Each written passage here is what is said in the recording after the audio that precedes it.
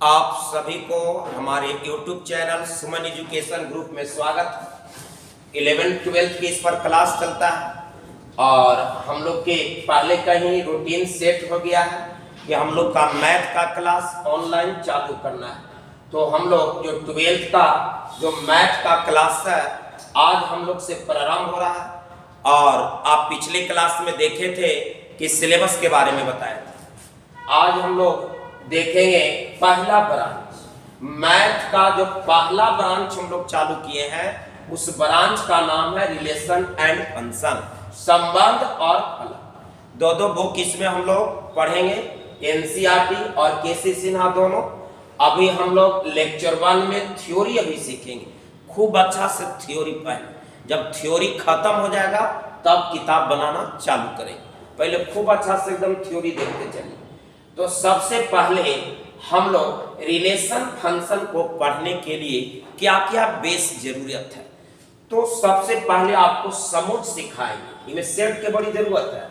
समूच के बारे में खूब अच्छा से खाली लेक्चर सुनिए, लिखाना है बाद में हम सब लिखाएंगे या पीडीएफ डालेंगे टेलीग्राम पर। समूच के बारे में सीख लीजिए। उसके बाद इसी में अवयव देखेंगे। उसके बाद हम लोग चलेंगे यहाँ पर कार्तीय गुणन समूच, इसका बहुत बड़ा रोल कार्तीय गुणन समूच का, कार्तीय गुणन समूच का। और तब हम लोग आगे चलेंगे। इसके बाद उप समूच, उप समूच क्या है, और तब हम लोग का चालू होगा संबंध किसे कहते हैं। तब यहां से प्रकार आगे बढ़ते चले।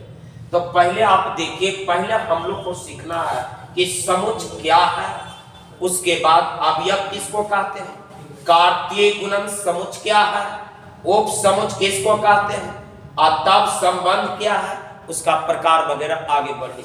तो पहले अभी हम लोग देखेंगे समुच के बारे में। समुच कहते हैं किसको, समुच को इंग्लिश में सेट बोला जाता है। कहता है परिभाषा के सुनिश्चित वस्तु के संग्रह को, सुनिश्चित वस्तु के संग्रह को, सुनिश्चित वस्तु के संग्रह को समुच कहते हैं। इस सुनिश्चित वस्तु का मतलब है एक तरह की वस्तु। जैसे हमने बोले कि एक सेट बर्तन, तो जब एक सेट बर्तन की बात हुआ तो उसमें कपड़ा नहीं होना चाहिए, बर्तन ही होना चाहिए। चाहे चम्मच से लेकर के उसमें कुछ भी हो, कोई भी बर्तन हो, बर्तन ही होना चाहिए। तो उस सुनिश्चित वस्तु हो गया, यानी सुनिश्चित वस्तु के संग्रह को हम लोग समुच कहते हैं। किसी भी नियम द्वारा, डिफिनेशन दिमाग में सेट करते चलिएगा, किसी भी नियम द्वारा वस्तु के सुनिश्चित संग्रह करने से जो नई वस्तु का निर्माण होता है उसे समुच कहते हैं। और समुच को अंग्रेजी के बड़े अक्षर से डिनोट करते हैं। समुच को हमेशा अंग्रेजी के बड़े अक्षर से सूचित करते हैं। समुच को लिखते हैं क्या चीज में, तो मंझली कोष्ठ। समुच को हम लोग क्या लिखते हैं, मंझली कोष्ठ में लिखते हैं। समुच को मंझली कोष्ठ में लिखा जाता है। समुच को मंझली कोष्ठ में लिखेंगे, जैसे हम एक एग्जांपल दे रहे हैं। एक समुच है जिसमें अवयव 2, 4, 6, 8 एक हमने सेट दिए। तो इस समुच किसका है, 10 से छोटा सम संख्या का समुच है। 10 से छोटा सम संख्या का समुच्चय। यदि हम एक सेट दे देते हैं बी सेट और इसमें हम लिखे ए ए आई ओ ए, तो यह जो समुच्चय आप देख रहे हैं यह क्या, वॉवेल का समुच्चय, ये वॉवेल का समुच्चय। यानी समुच्चय का परिभाषा किसी भी नियम द्वारा वस्तु के सुनिश्चित संग्रह को समुच कहते हैं। समुच को अंग्रेजी के बड़े अक्षर से डिनोट करते हैं। समुच को मंझली कोष्ठ में लिखा जाता है। समुच के जो अंदर, मंझली कोष्ठ के अंदर जो होता है, इसी को अवयव कहते हैं। यहां अवयव है, यानी जिन वस्तु को लेकर समुच का निर्माण होता है, जिन वस्तु को लेकर समुच का निर्माण होता है, समुच का निर्माण होता है, उसी को हम लोग क्या कहते हैं, अवयव कहते हैं। जिन वस्तु को लेकर समुच बनता है उसे अवयव कहते हैं। और अवयव मंझली कोष्ठ के अंदर लिखा जाता है। अवयव मंझली कोष्ठ के अंदर आता है, इसको हम लोग अवयव कहते हैं, अवयव कहते हैं। अब यहाँ के बाद दो परिभाषा क्लियर, सभी बच्चे एकदम दिमाग में सेट करते चलना है, सबका पीडीएफ मिलेगा आपको। समुच्चय क्या है? किसी भी नियम द्वारा वस्तु के सुनिश्चित संग्रह को समुच्चय कहते हैं। समुच्चय को अंग्रेजी के बड़े अक्षर से डिनोट करते हैं। समुच्चय को मंझली कोष्ठ में लिखा जाता है। आगे अवयव किसे कहते हैं? जिन वस्तु को लेकर समुच्चय बनता है उसे अवयव कहते हैं। इंग्लिश में एलिमेंट बोला जाता है। अवयव मंझली कोष्ठ के अंदर आता है। अवयव को या तो गिनती के संख्या या अंग्रेजी के छोटा अक्षर, अवयव हमेशा छोटा अक्षर से लिखा जाता है। आगे चलिए, अब इसमें तुमको कार्तीय गुणन चल रहे हैं। कार्तीय गुणन किसको कहते हैं? ये कार्तीय गुणन क्या है? तो पहले इसको पहले समझो। क्रमिक युग में, यदि आप क्रमिक युग में समझ गए, क्रमिक युग, तो कार्तीय गुणन कंप्लीट समझ में आपको आएगा। क्रमिक युग में क्या होता है? तो एक समुच्चय, एक समुच्चय, एक समुच्चय जिसका अवयव है 1 2 3। सभी बच्चे आराम से एकदम कार्तीय गुणन, कार्तीय गुणन समुच्चय सीखने से पहले क्रमिक युग में सीखिए बनाने के लिए, तब कार्तीय गुणन सिखाएंगे। लेक्चर के बाद सब हम लिखाएंगे, टेंशन नहीं लेना है। अभी आराम से सुनते चलिए। क्रमिक युग में सुना रहे हैं, कहता है कि एक समुच्चय और एक बी समुच्चय, और आपको हम कहें कि क्रमिक युग में बनाइए 2 अरिक्त समुच्चय। क्रमिक युग, ये रिक्त का मतलब होता है जिसका एक भी अवयव ना हो। देख लीजिए, 2 वर्ड का नाम लेंगे, एक रिक्त समुच्चय और एक अरिक्त समुच्चय। रिक्त समुच्चय कहता है कि वैसा समुच्चय जिसमें एक भी अवयव ना हो, एक भी अवयव ना हो, तब उसको रिक्त समुच्चय कहते हैं। और रिक्त समुच्चय को फाई से डिनोट करते हैं। जैसे एक सेट है और इसके अंदर डॉट डॉट डॉट लिख दिए, एक भी अवयव नहीं। जिस समुच्चय में एक भी अवयव ना हो उसे रिक्त समुच्चय कहते हैं, और रिक्त समुच्चय को फाई से डिनोट करते हैं। और जिस समुच्चय में अवयव है, जैसे इसमें अवयव है, तो इसको अरिक्त नाम लेंगे। अरिक्त का मतलब हो गया वो वैसा समुच्चय जिसमें अवयव हो, उसे अरिक्त समुच्चय कहते हैं। अब हम लोग आएंगे क्रमिक युग्म पर। क्रमिक युग में क्या है? क्रमिक युग में कहता है, खूब ध्यान से मन लगा के एकदम सुनना है। जितने अच्छा लेक्चर सुनोगे उतने अच्छा आपको लिखने में मन लगेगा। लेक्चर नहीं सुनिएगा, कुछ दिमाग में सेट नहीं हो रहा, तो काली उतारे से छापे से कुछ नहीं हो। कुछ छपावे ला छपवाना कोई बड़ी बात नहीं। चलिए ध्यान से एकदम, क्रमिक युग में किसको कहते हैं? क्रमिक युग का मतलब होता है 2 अरिक्त समुच्चय दे देगा।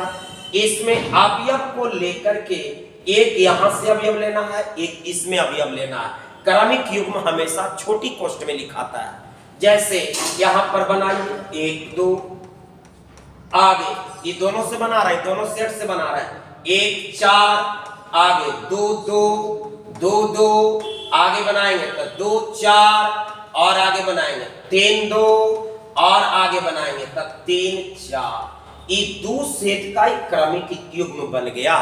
क्रमिक युग्म कहता है, क्रमिक युग्म कहता है कि 2 अरिक्त समुच्चय के अवयव को लेकर, 2 अरिक्त समुच्चय के अवयव को क्रम के अनुसार लिख देंगे छोटी कोष्ठ के अंदर, तो उसे क्रमिक युग्म बन जाएगा। अब जब क्रमिक युग्म बन गया तब तुम कार्तीय गुणन समुच्चय बना पाओ। कार्तीय गुणन समुच्चय किसको कहते हैं? यहीं से मेन टॉपिक चालू हो गया है। पहले हम पूरा यहां तक सुना देते हैं, अब तब इसमें एक एक करके सब लिखाएंगे। आपको 3 टॉपिक का सुनाएंगे, सुनाए हैं 2 टॉपिक सुना दे, इसको सुना देंगे और तब सब लिखाते चलेंगे। 2 टॉपिक 3 टॉपिक सुनने के बाद हम लोग लिखते चलेंगे। तो पहले आप कार्तीय गुणन तक आप देखिए। पहले कार्तीय गुणन, कार्तीय गुणन समुच्चय किसको कहते हैं? कार्तीय गुणन समुच्चय कहता है, कार्तीय गुणन समुच्चय, कार्तीय गुणन समुच्चय किसको कहते हैं? कहता है कि ए और बी दो आरिक्त समुच्च को, ए और बी दो आरिक्त समुच्च के क्रमिक युग्म को लेकर जो समुच्च बनता है उसे कार्तीय गुणन समुच्च कहते हैं। जैसे मान लेते हैं एग्जाम्पल, बोर्ड पर एग्जाम्पल देखिए, ए समुच्च बी समुच्च, ये दोनों समुच्च का एक क्रमिक युग्म है, क्रमिक युग्म है। आप क्रमिक युग्म को जो आप लिखे हैं इसको समुच्च में लिख दीजिएगा, उसी को कार्तीय गुणन समुच्च कहते हैं। आप कार्तीय गुणन समुच्च को a क्रॉस b से डिनोट करते हैं, a क्रॉस b, यानी आपको इसको क्रमिक युग्म 1 2 है, 1 4 है, 2 2 है, 2 4 है, आपको 3 2 है और 3 4 है। इसको आप सेट के रूप में लिख दिए तो इसी को कार्तीय गुणन समुच्च कहते हैं। यानी परिभाषा क्या बनाइएगा, कार्तीय गुणन समुच्च क्या है, आंसर देना है ए और बी दो आरिक्त समुच्च में, ए और बी दो आरिक्त समुच्च के क्रमिक युग्म को लेकर जो समुच्च बनता है उसे कार्तीय गुणन समुच्च कहते हैं। इसे ए क्रॉस बी या बी क्रॉस ए से सूचित करते हैं। तो आप देख लिए, कार्तीय गुणन समुच्च भी देख लिए। अब इतना बात एक बार रिवीजन करके और इसको लिखने का काम हम लोग करते चलेंगे। तो पहला नंबर, समुच्च क्या है? परिभाषा कहता है किसी भी नियम द्वारा वस्तु के सुनिश्चित संग्रह को समुच्च कहते हैं। इसे अंग्रेजी के छोटे बड़े अक्षर से सूचित करते हैं। इसे मंथली पोस्ट में लिखा जाता है। समुच्च दो को खास करके आपको काम आएगा।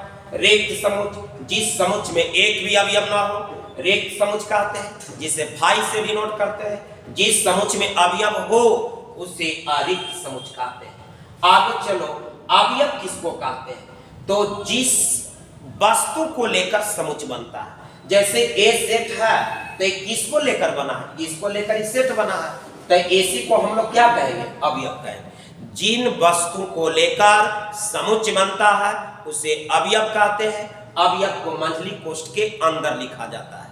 आगे चलेंगे, आगे हम लोग देखें कि क्रमिक युग्म क्या है। तो दो आरिक्त समुच्च के अवयव को छोटी कोष्ठ में लिखने से क्या युग्म बनता है? क्रमिक युग्म बनता है, क्रमिक युग्म बनता है। और कार्तीय गुणन समुच्च क्या है? यहीं से आपको मेन टॉपिक है, रिलेशन में यहीं से काम आएगा। कार्तीय गुणन समुच्च क्या है? ए और बी दो आरिक्त समुच्च के क्रमिक युग्म को, दो आरिक्त समुच्च के क्रमिक युग्म को समुच्च के रूप में लिख दिया जाए तो उसे कार्तीय गुणन समुच्च कहते हैं। इसे ए क्रॉस बी से डिनोट करते हैं या बी क्रॉस ए से डिनोट करते हैं। अब इन तमाम बातें को लिखते हुए और हम लोग एग्जाम्पल के साथ चलेंगे। अब कॉपी कलम आप निकालिए और लिखने का भी काम हमारे साथ करिए, तो आपको एकदम ऑफलाइन के मजा लगेगा कि ऑफलाइन में क्लास कर रहे हैं। तो चलिए, सबसे पहला टॉपिक नीचे दे दीजिए, समुच्च। और समुच्च को लिख दो इंग्लिश में से। लिखना क्या है? परिभाषा लिखिएगा, किसी भी नियम द्वारा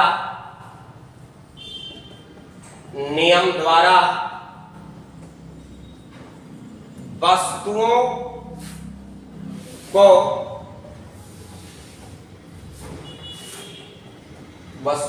सुनिश्चित संग्रह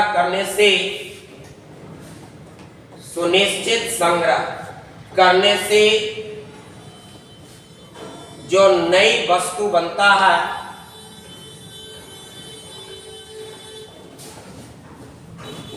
उसे समुच्च कहते हैं। उसे समुच्च कहते हैं। इसे अंग्रेजी के बड़े अक्षर से सूचित करते हैं। अंग्रेजी के बड़े अक्षर से सूचित करते हैं। उसके बाद लिख देना है। एक एग्जाम्पल दे दीजिएगा ए समुच्चय दे करके, और इसमें 2 4 6 8 10 से छोटा सम संख्या का समुच्चय है। एक और एग्जाम्पल दे दीजिए ए आई ओ ए, बहुत सारा एग्जाम्पल होगा, 2 को हम लोग दे दे कम से कम। अब आ जाइए, ये पहला अच्छा से वीडियो रोक करके और इसको उतार लीजिएगा। दूसरा नंबर हम लोग लिखेंगे अवयव, एलिमेंट। इसमें डेफिनेशन लिख देंगे कि जिन वस्तुओं को लेकर समुच्चय बनता है उसे अवयव कहते हैं। जिन वस्तुओं को लेकर समुच्चय बनता है, समुच्चय बनता है तो उसे अवयव कहते हैं। अवयव कहते हैं। नीचे दे देना है, एक एग्जाम्पल दे दीजिए ए समुच्चय जिसमें अवयव है 2 4 6 8। अंदर वाला को अवयव कहते हैं। अंदर जो है 2 4 6 8 ये अवयव। तो हम लोग 2 टॉपिक देख लिए, एक समुच्चय और एक अवयव। दूसरा नंबर इसके बाद जो हम लोग पढ़े हैं, पहले 1 लाइनर दे देंगे। जिस समुच्चय में अवयव ना हो, जिस समुच्चय में अवयव ना हो तो उसे अरिक्त, जिस समुच्चय में अवयव ना हो तो उसे रिक्त समुच्चय कहते हैं। रिक्त समुच्चय कहते हैं। इसी में लिख देना है, इसे फाई द्वारा सूचित किया जाता है। इसे फाई द्वारा सूचित किया जाता है। सूचित किया जाता है। इसे फाई द्वारा सूचित किया जाता है। इसमें यदि आंसर बनाना है तो एक सेट दे दो, ए सेट दे दो, इसमें डॉट डॉट डॉट दे दो। एक भी अवयव नहीं, इसलिए रिक्त समुच्चय। आगे की ओर बढ़िए, अगला बढ़िएगा तो जिस समुच्चय में अवयव हो, जिस समुच्चय में अवयव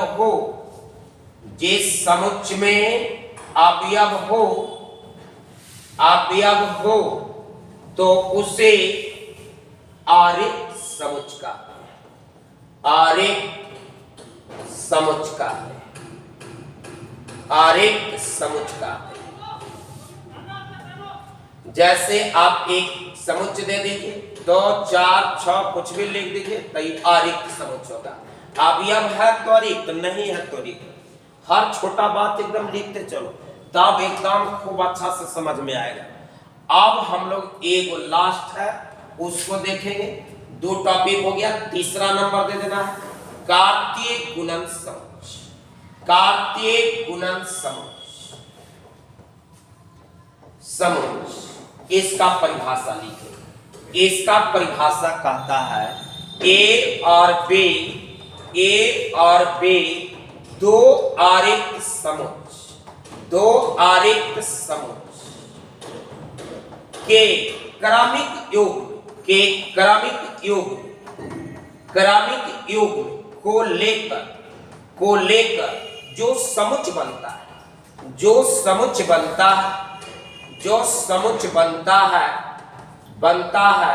उसे कार्तीय गुणन समुच्चय कहते हैं। उसे कार्तीय गुणन समुच्चय कहते हैं। कार्तीय गुणन समुच्चय कहते हैं। इसे A क्रॉस B या B क्रॉस A से सूचित करते हैं।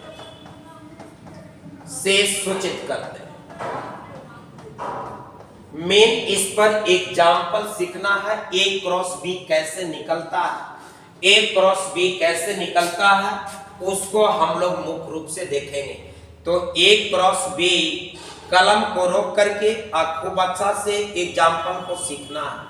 1 5 7 ए सेट है, अब बी सेट है 3 6, ए क्रॉस बी निकालना है।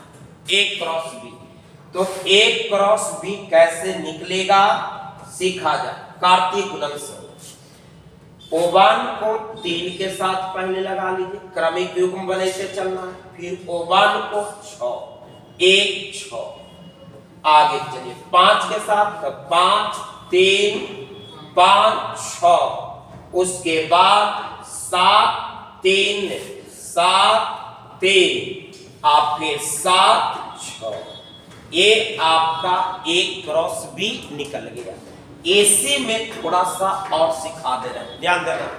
एसी में यदि आपसे कोई पूछ दे एन ए क्रॉस बी, मतलब ए क्रॉस बी में के गो अवयव है, अवयव की संख्या पूछ रहा, 1 2 3 4 5 6 अवयव। एन ए क्रॉस बी बराबर कितना हो गया 6, यानी यदि तुम बी क्रॉस ए निकालोगे, ये तो ए क्रॉस बी निकल गया, जब बी क्रॉस ए निकालिएगा तो पहले बी लिखना है, पहले बी लिखना 3 6, और तब ए लिखिएगा 1 5 7। अब यहां पर निकालना है, तो निकालना है कार्तीय गुणन समूह 3 1 3 5 3 7, आगे चलेंगे तो मिलेगा 6 1 6 5 6 7।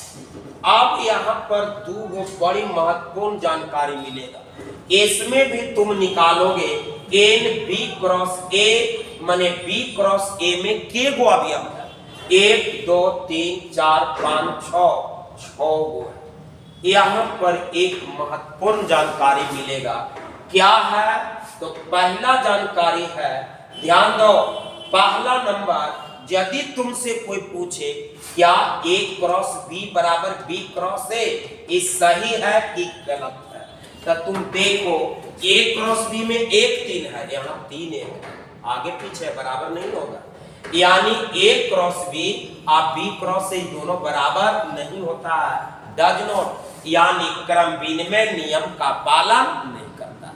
कार्तीय गुणन समूह क्रम विनिमय नियम का पालन नहीं करता।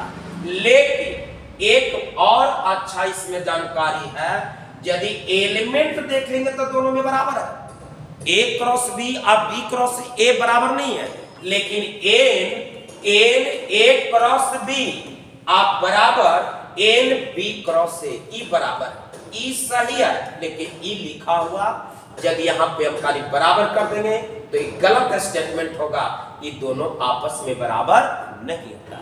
ए क्रॉस बी, तुमसे कोई पूछेगा क्या ए क्रॉस बी बराबर बी क्रॉस ए, तो आंसर देना नहीं, लेकिन जब कोई तुमसे पूछे कि एन ए क्रॉस बी बराबर एन बी क्रॉस ए होगा, तो आंसर यस देना है। तो आज का क्लास हम लोग देखे इतना, आपको पहले हम आपको लेक्चर दिए, ओकर बाद सब लिखाए हैं अच्छा से ऑफलाइन की तरह, कॉपी में सब रोक करके, वीडियो रोक करके आप खूब कॉपी में लिख लीजिएगा, फिर हम लोग धीरे अगले क्लास में चलेंगे। तो आज भर इतना ही।